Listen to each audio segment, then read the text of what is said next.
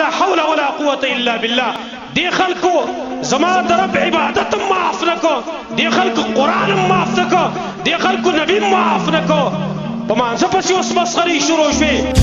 بعضې ویډیوګانو تاسو ګورئ څوک یې کوي زموږ مسلمانان یې کوي، مسلمانانو کې بیا پښتانه هم کوي غیر پښتانه هم کوي. ویډیو د څه کوي؟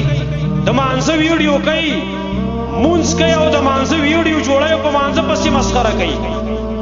ځنې خلک په مانځه کې ولاړ وي، پیسې دې زنګانه پورې راوچتې کړي او په دغه مانځه کې بیا هغه لوبې وایي، په دغه مانځه کې هغه کنځلې کوي، التحیة لله وایي او د هغې سره بیا نور الفاظ وایي.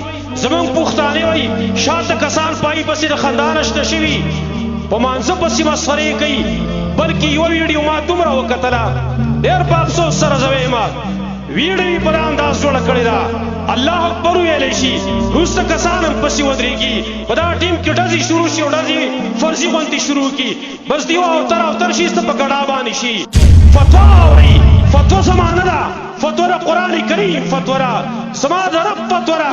منافقان هغې په نبي صلی الله علیه وسلم او په صحابه کرامو پسې مسخرې کولې، قرآن په ایتونو پسې مسخرې کولې.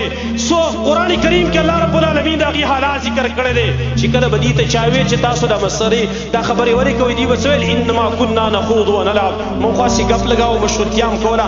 الله څه وایي ورته؟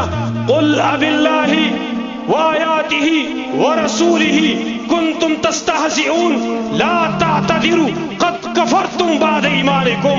ورته ووایه نبي خلکو ته آیا په الله پسې د هغه په آیاتونو پسې دا په رسول پسې تاسو مسخرې کوئ؟ بانې مه کوئ، قد كفرتم بعد ایمانکم، تاسو کفر کړی پس د ایمان خپل. لہذا کم سړی چې په شاعرو د دین پسې مسخرې کوي، قرآن پسې مسخرې کوي، حدیث پسې مسخرې کوي، مانځه پسې مسخرې کوي، دې سړی د خپل ایمان لاس اینځلی دی، کیدای شي دا کافر شوی په دې باندې. زما ورو لږ هوش د کار والی ویډیو ته جوړه، لیکن د ایمان غم دې وکړه.